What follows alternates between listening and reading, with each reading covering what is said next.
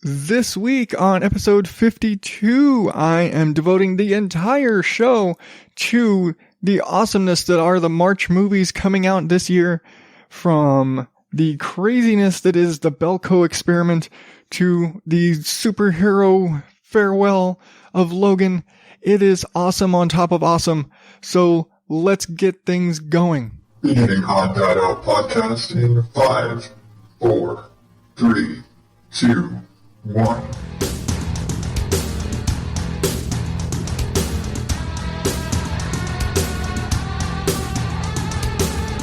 Welcome to the ODO podcast, where normal is not my specialty.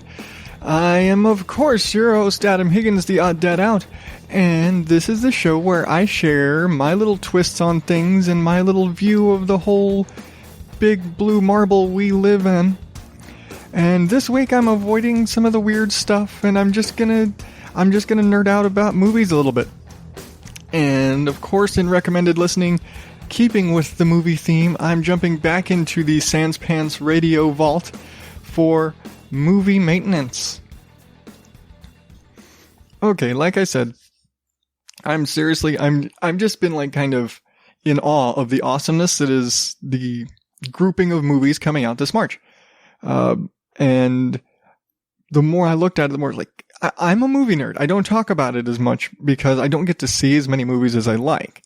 It's just kind of a side effect of working nights and having 4 kids and all those fun little bits. But with that being said, I just like every week for the whole month, it's like another awesome movie, another awesome movie, another awesome movie. And I don't know. I had to nerd out a little bit. Sometimes I do that. And hell, it's giving me a theme, because lately I've been having themes, so what the hell? So, without further ado, let's just jump in.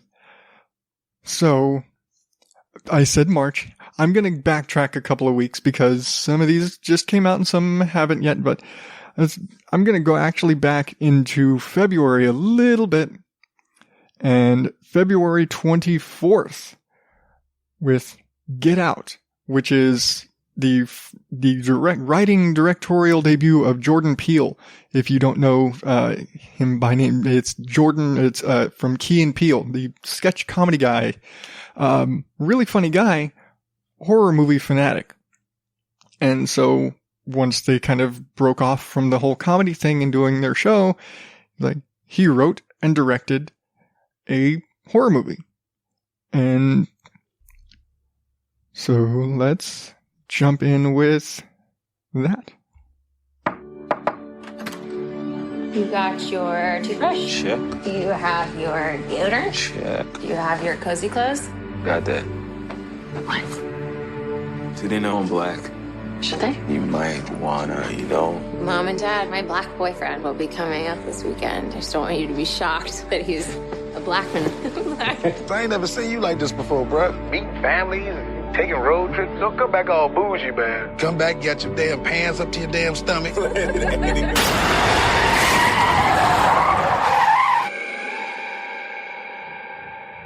So you guys coming up from the city? Yeah, we're just heading up for the weekend. Can I see your license, please? He wasn't driving. I didn't ask who was driving. I asked to see his ID. Call me Dean if you're hungry, my man. So how long has this been going on, this thing? We hired Georgina and Walter to help care for my parents. When they died, I couldn't bear to let them go.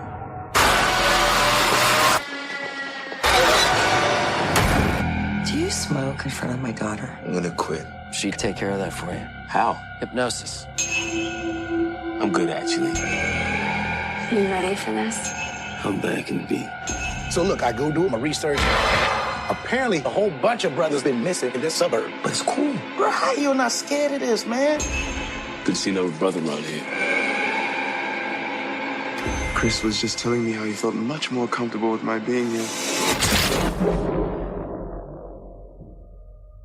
Get out. Sorry, man. Get out! Yo! Rose, we gotta go. Is everything okay? Rose, the keys. Just get the keys. I don't know where they are. Rose? Sink into the floor. Wait. Sink.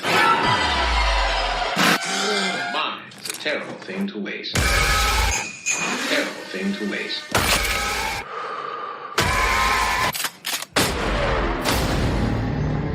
If there's too many white people, I get nervous.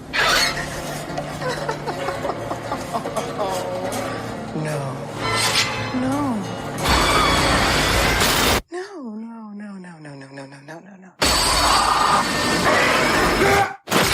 A bomb is a terrible thing to waste.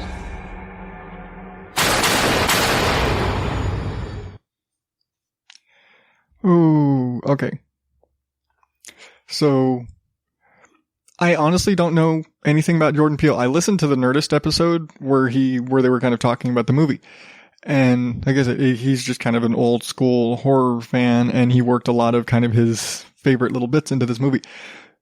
I know nothing about this movie other than it does have a lot of racial overtones in it, but it's not like beat you over the head with the racist stuff. But it's essentially, well, not essentially. Let's read. Let's see. Now that Chris and his girlfriend Rose have reached the meet the parents milestone of dating, she invites him for a weekend getaway with upstate with Missy and Dean. Looks like her parent. At first, Chris reads the family's overly accommodating behavior as nervous attempts to deal with their daughter's interracial relationship. But as the weekend progresses, a series of increasingly disturbing discoveries lead him to a truth that he could never have imagined. It's just a creepy-ass movie, and the trailer is just creepy as hell. And the more I look at it, I'm like, crap, I want to see this. But it just looks like it's an original story. It's an original idea. And that's what I'm kind of liking. It gets you in, like, I love horror movies. And so getting to see something that's different, it's not a slasher, it's not a ghost story. I mean, so much has been done. I mean, really, we're in kind of an era where everything has been done, whether it's a song or a movie or everything's been done. So it's a kind of a fresh idea, even if it does go back on a lot of tropes. I mean, intentionally, because he's kind of, calling back to his horror past and things that in movies he grew up watching. But it's still, it's a new idea. It's a new thing, and it's being done by somebody who with no horror history, officially, with a relatively unknown, lead cast. So I think I really want to see it. I think it's going to be a blast. I'm probably not going to get to see it until it comes out on DVD or possibly on Netflix or something, but I definitely want to get to see this one soon as possible. And if you hadn't caught on, I'm going this chronologically. So let's see, this past weekend actually, March 3rd, we had the ending to what is essentially really the ending to the original XMen series. Because they did the first XMen trilogy, they did the kind of second XMen trilogy with First Class and Days of Futures Past and Apocalypse. And throughout that, they've done the Wolverine trilogy. And this is the big final send-off for Hugh Jackman playing Wolverine. And every review that's come out about this has been amazing. They're just saying this is finally the Wolverine movie that needed to be made. It's an amazing send-off for the character and for Hugh Jackman. And I'm again, really want to see that. Every movie that I'm going through are these are the ones that I'm really excited for. And you might call me on my, call me a nerd for some of these. But here is Logan.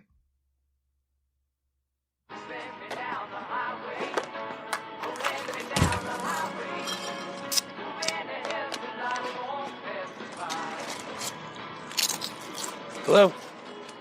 You know you gotta pay for that, right? Hey, come on. Not okay.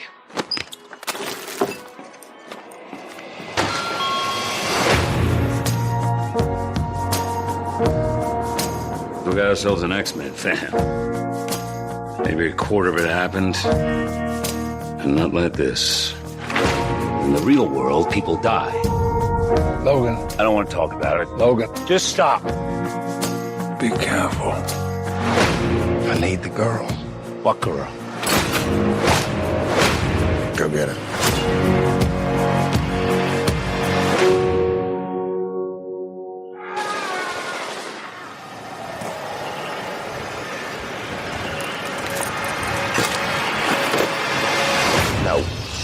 No. No. And we're down.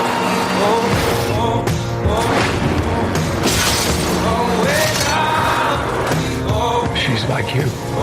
Very much like you. I am not whatever it is you think I am. She needs our help. Someone will come along. Someone has come along. This is what life looks like. People who love each other. A home. You should take a moment. Feel it.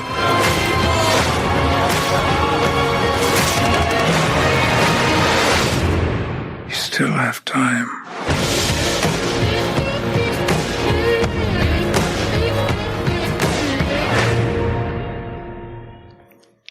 Okay, I'm going to admit, and I'm gonna unfortunately diminish my nerd cred somewhat. I have not seen the last 2 X-Men movies, but I have actually seen every other one. I have not seen the second Wolverine. I have not seen X-Men Apocalypse. All that I know is that Hugh Jackman is Wolverine, and he is awesome, and this movie looks awesome. And following the old man's Logan storyline, where he's basically dying. And the X-Men and almost all the other mutants are all the other mutants are gone. And it's very much kind of they've described it as kind of a Western, where he's basically been chased by his daughter, or not daughter. He's being chased because some guys are after what amounts to his daughter, who's a girl who was cloned from his DNA. And yeah, and it's very, I just want to see it. It's Wolverine. Wolverine is one of the most awesome, badass characters ever in comics or movies or anything. And Hugh Jackman has made this part. It goes without saying, eventually they're going to make another movie with Wolverine. Somebody else is going to have to take up being Wolverine. But for now, it's got to be a while, because people are going to reject a Wolverine too soon after retiring Hugh Jackman. But I want to see it. I want to see it. I know I'm not going to. Again, kids, wife's not a nerd. I don't have anybody nerdy to watch this movie with. Again, time, all those fun things. But all the reviews are just saying this is the movie they should have been making the whole time. That an R-rated Wolverine movie was kind of necessary. And it's R-rated half for language, because there is some profanity. So there's the Red Band trailer where Professor Xavier's like, I'm fucking 90. And even Patrick Stewart has said he's very likely to retire. And somebody said, hang up the wheelchair for this movie, after this movie, that it's just kind of become a good end point for both of them, for just the original, all the X-Men to just bow out of the series. But it's just a great way to wrap up the damn near 20 years of X-Men. And I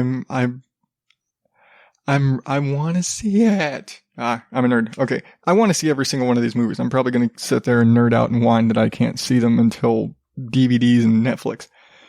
But rolling on through, now this is actually coming into this Friday, March 10th of 2017. For those of you listening off into Futureland, we have Kong Skull Island, which is like a soft reboot, remake, restart twist on the King Kong story.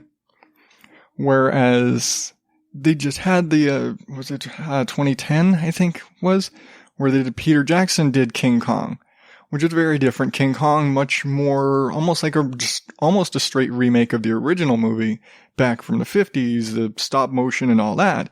They did just a kind of a modern, computer age version of King Kong. This is being set up in the legendary monsters movie, like legendary films monster universe, where it's all kind of the overshrouding of the Monarch Corporation, which was introduced back in 2014's Godzilla. And this is setting up where the legendary Godzilla was the largest Godzilla ever. This King Kong is the largest King Kong ever. And it is kind of established in the trailers and everything that this is only like a teenage Kong.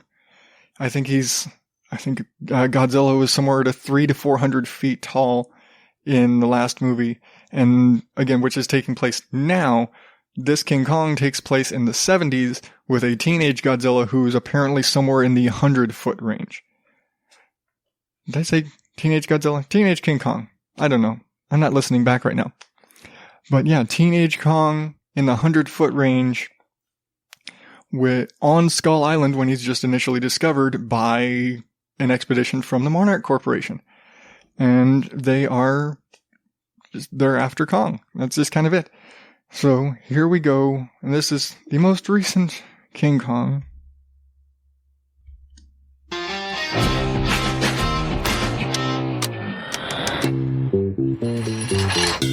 An uncharted island. Let me list all the ways you're going to die. Rain, heat, disease-carrying flies, and we haven't started on the things that want to eat you alive. We'll double them. Plus a bonus if we make it back. If? In this dirty old part of the city where the sun refused to shine. Is that a monkey?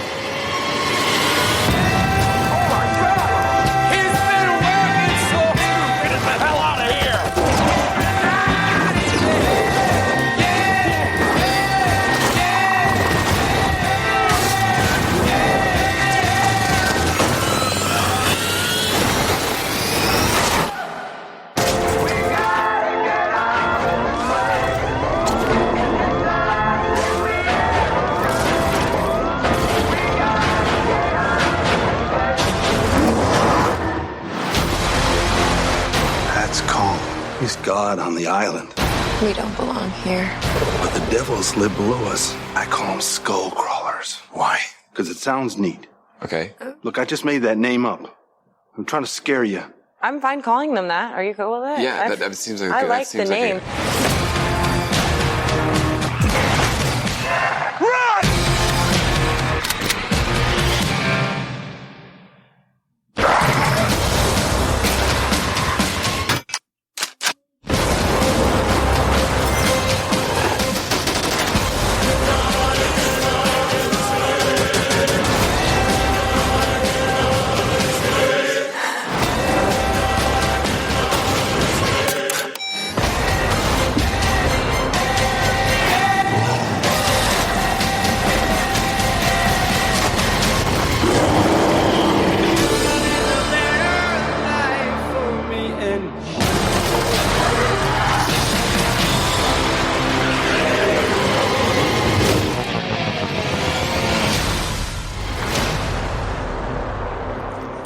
Oh, I don't think I could be. There's very few movies right now that I'm more excited for than Skull Island. And listening to the trailer, it sounds epic, and it's a very well crafted trailer in that they make it. It's one of those where they kind of sync up the action of the trailer with the music going on. Very well done trailer. I do not foresee any way for this trailer to be misleading. That it's like the trailer is making this movie out more epic than it is, because there's so much monster fighting, which is just like one of the hallmarks of a King Kong movie. It's King Kong fighting other monsters and dinosaurs and stuff on Skull Island. And these skull crawlers, as they call them, just look evil as shit.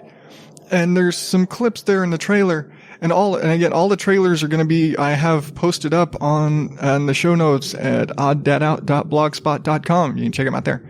But this trailer in particular, you've got King Kong fighting 2 and 3 of these skull crawler things at a time, and it just ends with Kong ripping a tree out of the ground, stripping the branches off with one, hand, and, makeshift baseball bat, snapping it in half across a skull crawler's face. Fucking great. It is so awesome. And if you were not excited for this movie before that scene should make, just that little, 10 seconds at the end of the trailer should make you excited for this movie, because it's just so badass. Because, going back to Godzilla, I'm a more of a Godzilla person, but that's because I've always felt like King Kong was poorly depicted. He was always, all the previous versions of King Kong, especially interacting with Godzilla, were poorly animated or poorly done. And I just wasn't a fan. I've always been more of a Godzilla person. This makes King Kong fucking awesome. And I don't have a side in this fight now. That's where I'm at. But it's all shaping up for King Kong versus Godzilla in 2020, which I'm really excited for now. This King Kong looks awesome. I loved whatever people say. I liked the last Godzilla movie. People bitch about, it didn't only have 11 minutes of Godzilla in the entire 2 hours. You look back on most old Godzilla movies. It was mostly people talking, and it was exactly what a Godzilla movie was, just made by an American studio. So, that was Skull Island.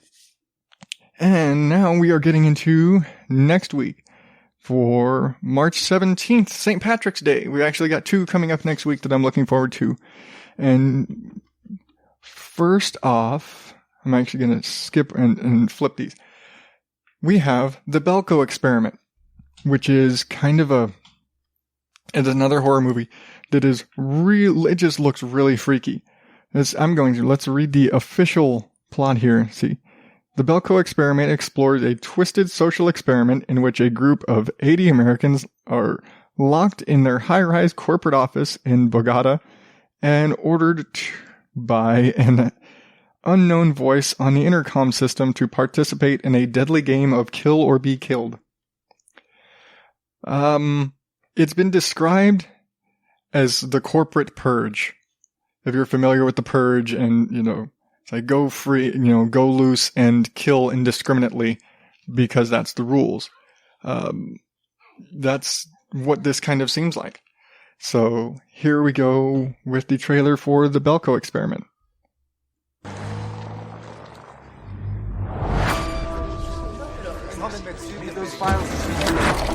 Belko is a non-profit organization that facilitates American companies in South America.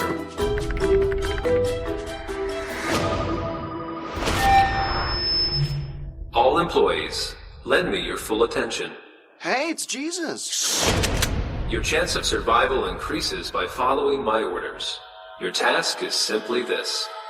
Kill 3 of your co-workers, or we will kill 6 others. Hey, all the lines are dead. We need to evacuate the floor. Mikey, come on, it's a joke, man. Hey, listen up, everybody. Whoever's doing this, they're having a little fun at our expense.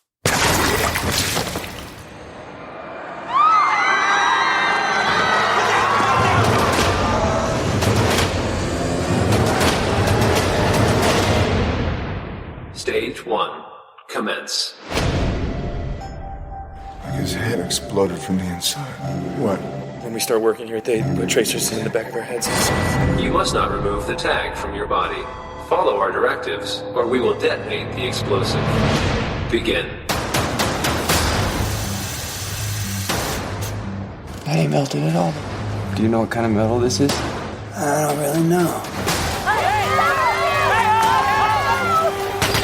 We need to discuss all our options. We do not have the right to take innocent human lives. What are you doing? My wife and kids need me. Stage 2. Commence. We don't need no more weapons. We need to work together to get the hell out of here. Don't fucking move! In 2 minutes, we want 30 of you dead. If 30 of you are not dead, we will end 60 of your lives ourselves. 5,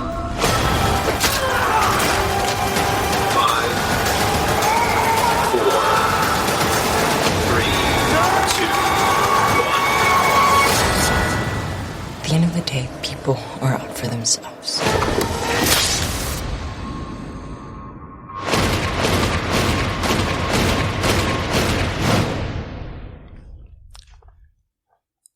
I think the trailer kind of explained everything pretty well. It just looks freaky as shit. Like I said, it kind of corporate Purge. And it is written by James Gunn, who wrote and directed from Guardians of the Galaxy. He's done a lot of stuff. He's got a very unique style and a very unique twist on things. And it's a Blumhouse film who are making all of the best horror right now. They're just making the new ideas. And again, being The Purge was a Blumhouse movie too, so it kind of fits in with that sort of the Blumhouse style. But I'm excited for this just because it's a different thing, much like I said with the Blumhouse movies. I've seen almost all of them because they're different. And yeah, a lot of them kind of borrow from old types of horror tropes and ideas, but they're doing new twists on things, and so it's really fun. It's really cool. And it's just a cool new thing. And it's just one of those that like I'd sit there with my wife and my brother would love to sit there and watch that kind of movie.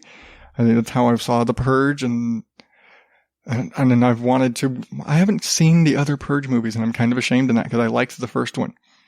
But yeah, it's not even like a glorified violence thing, which to a certain degree it is, because it's incredibly violent. Obviously, if you got people's heads blowing up and people are trying to kill each other and all this craziness. But it's the execution, it's the filming, it's the way, it's the idea of all these people trapped in there, and you have, and of course, I'm sure they'll get to the end, and well, no, I can't even say I'm sure they'll get to the end and they'll find whoever's doing it and they'll stop them and all that. Because if you've seen any of the Blumhouse movies, I have yet to see one of those movies where the good guys win. I'm really thinking, I think the only time I can remember that is actually the original Purge. I think that's the only time where technically the good guys win, and it's only technically the good guys win because most of the family survived the night until the Purge was over. That's it. That's the only way the good guys won. I think every Paranormal Activity has ended with the bad guy, with the ghosts won. Every Insidious is, the ghosts are still out there, the monsters are still around.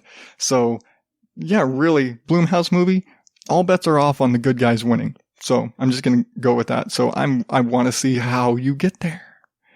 I bet I'll put my money on, at the end of it, they're gonna blow everybody's brains out or something.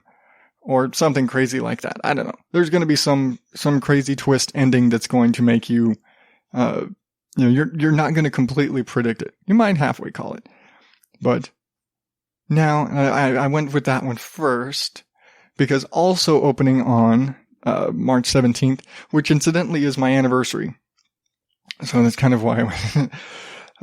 But is the remake, the live action remake of Beauty and the Beast, which I don't think I really need to describe. It's Beauty and the Beast. Everybody knows Beauty and the Beast. It's an old story. It's a classic Disney movie.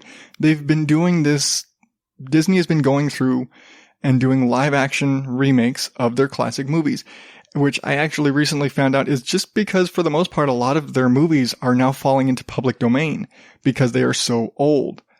Like Cinderella and Snow White and Sleeping Beauty, they're making these movies in live action now to keep control of the properties, essentially, because the original animated versions are now in public domain. They can't make any money off of them. So, well, let's make a new version. And yes, Beauty and the Beast isn't actually that old, but they're keeping with that theme of let's keep going. Let's make these classic movies into live action. They did The Jungle Book last year, which was amazing.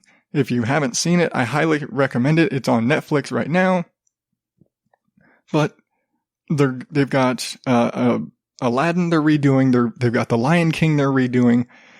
But coming up, they've got Beauty and the Beast with Emma Watson, who, if you don't know the name automatically, where have you been?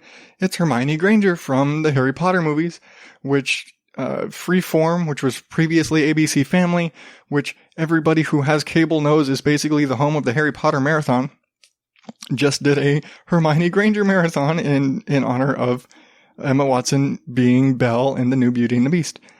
And all-star cast. I can't go through all of the big names that are in this movie. Just that I'm very hopeful for this.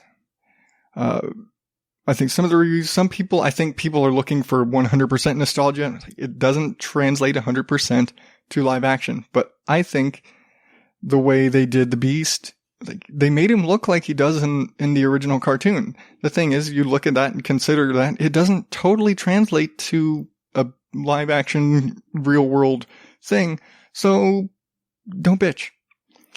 But here we go for 2017's Beauty and the Beast.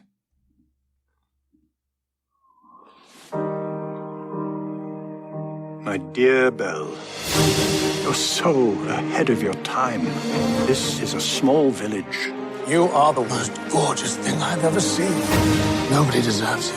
And it's small-minded as well. But small also means safe.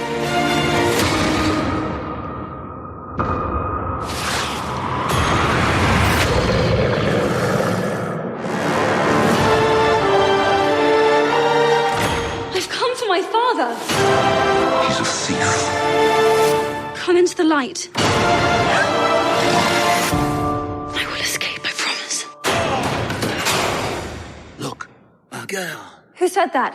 Hello. You can talk. Well, of course. It's all he ever does. How lovely to make your acquaintance. Want to see me do a trick? What happens when the last petal falls? The master remains a beast forever. And we become antiques. What did you do to it? Nothing. Get out of here! Go!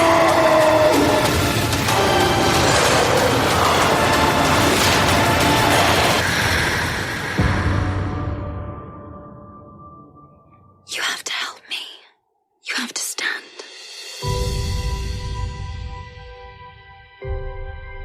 If she is the one who'll break the spell, you must finally learn to love. Tell us all this time. Have you really read every one of these books?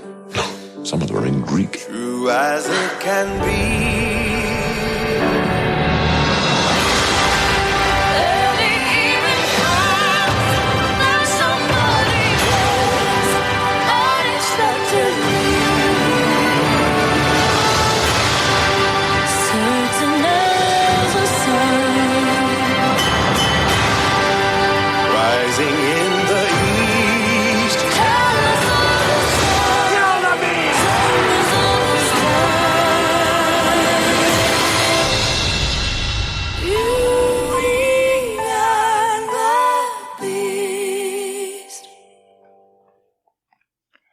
So they redid the song with John Legend and Ariana Grande.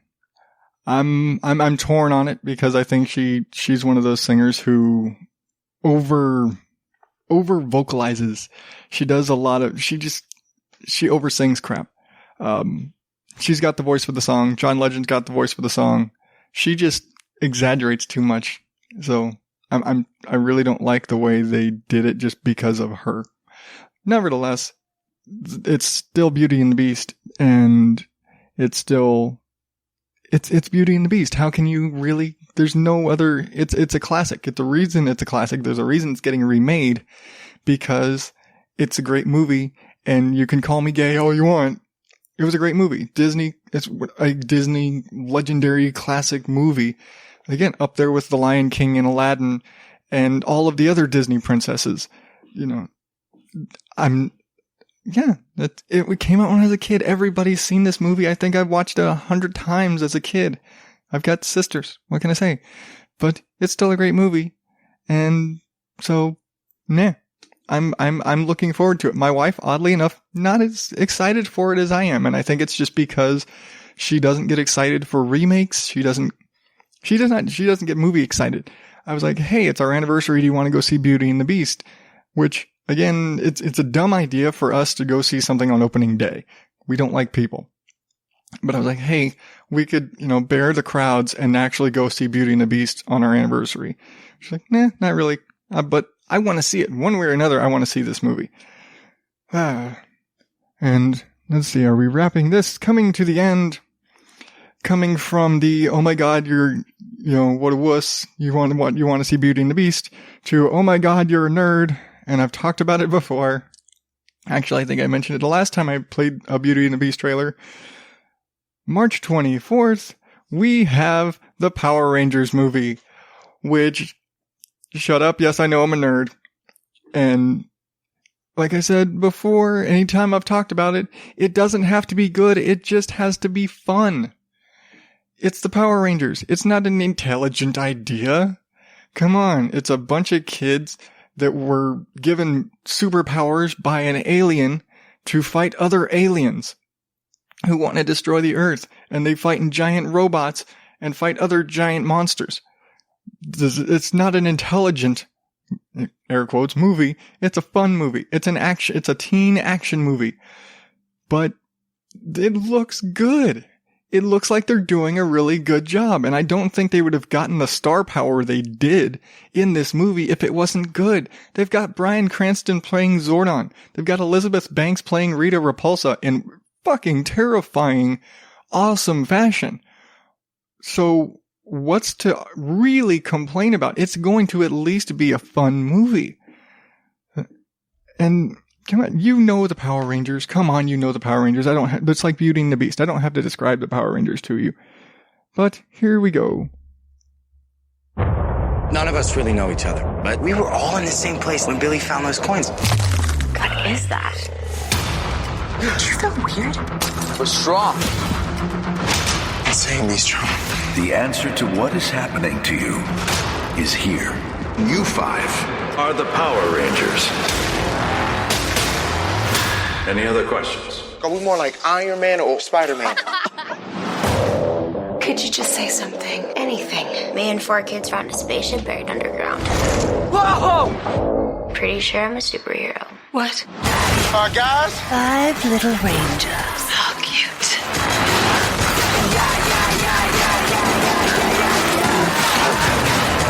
Okay, now that's cool! Let's go!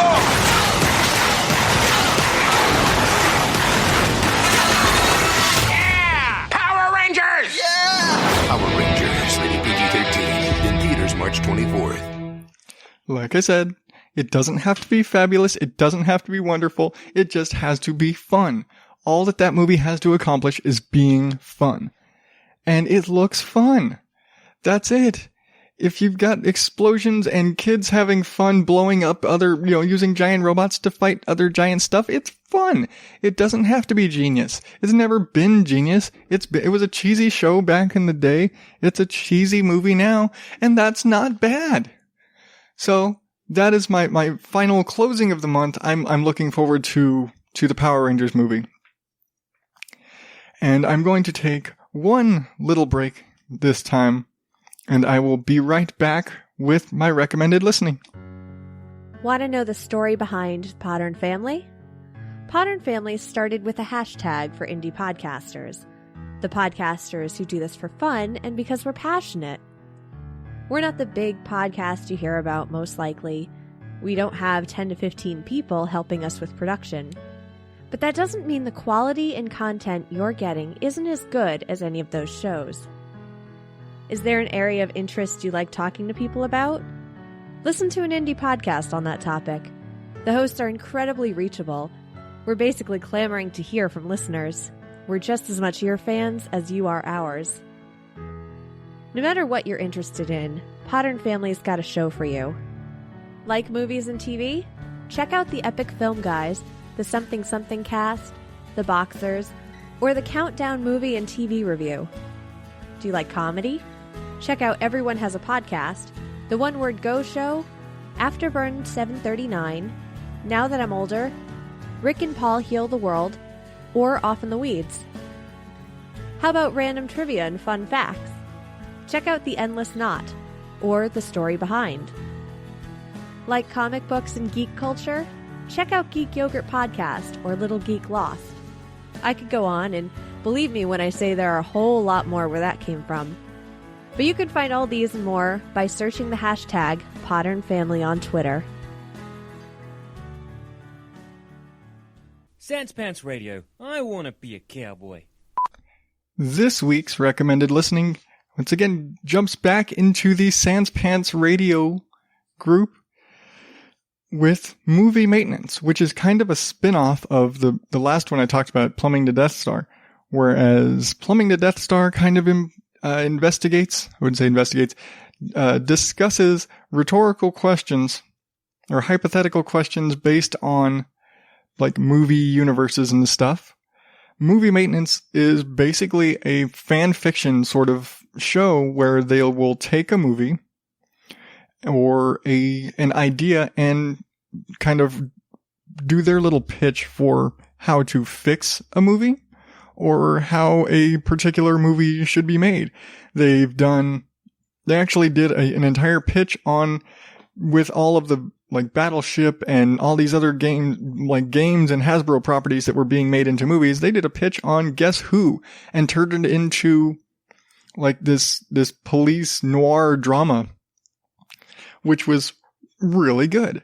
But it fits the tone and the style that the Sanspants crew all have, because there's always a certain level of humor in their discussions. But with Movie Maintenance, a couple of the guys are actual playwrights. And so they really get deep. And some of these, when they go into these stories, they flesh them out very well.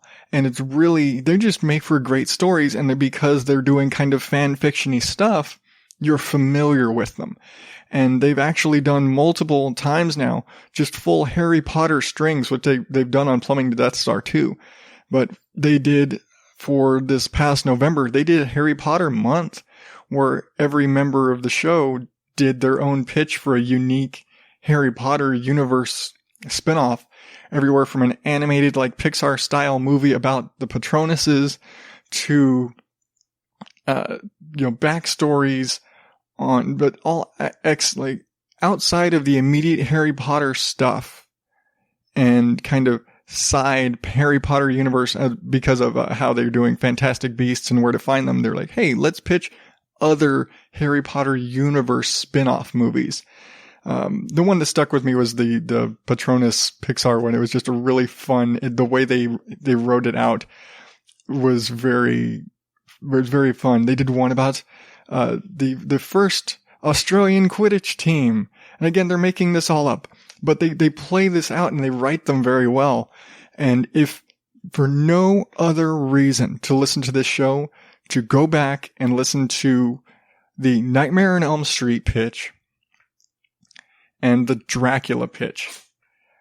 The stories they came up with are I almost cried at the Dracula pitch and the Nightmare on Elm Street. And either Nightmare on Elm Street and Dracula, the way they wrote them just dug so deep and really churned up these emotions that you're like, what the hell? This is supposed to be Nightmare on Elm Street. This is supposed to be Freddy Krueger. This is supposed to be Dracula.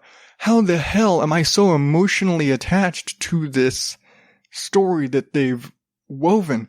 And actually, I've seen recently that the Dracula pitch they came up with, which was kind of a spin-off, was kind of a take on a movie that was supposed to happen and then just died, The Last Voyage of the Demeter, which is, if you know the Dracula story, it's the ship that brought Dracula to England from Transylvania. But he basically took that whole bit of the story and spun it into this whole, drama kind of mystery. And the way it all played out, like I said, I almost cried at the end of this thing, and so many people, this was just regarded as one of the best, specs they've ever written up. And it was just amazing. If for no other reason, just listen to that one. It gives you the idea of the depth that these guys go into. Sometimes they have fun with them.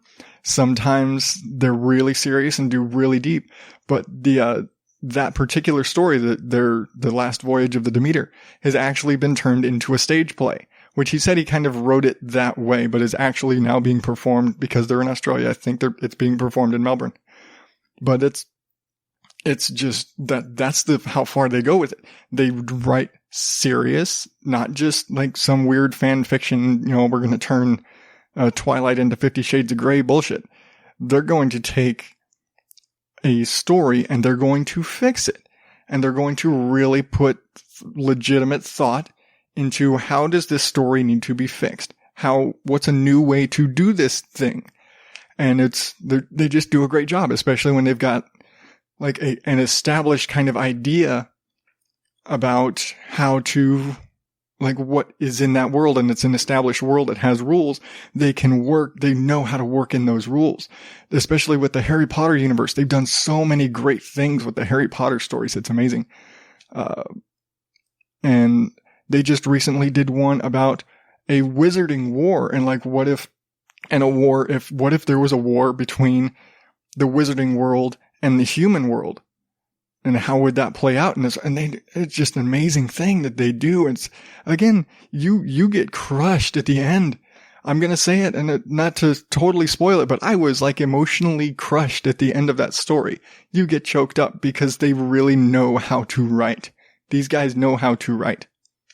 So, and again, it's because it's a movie themed show today. So I'm going with movie maintenance from Sanspants Radio at sanspantsradio.com. I know it's been a nerdy sort of thing today, and it's all just been movie clips and things. That's why I only just had the one little break there, because I had to go from movie trailers to something. But I just had to nerd out on movies for a week. That's just kind of because I do that. But that is going to wrap it up for the week.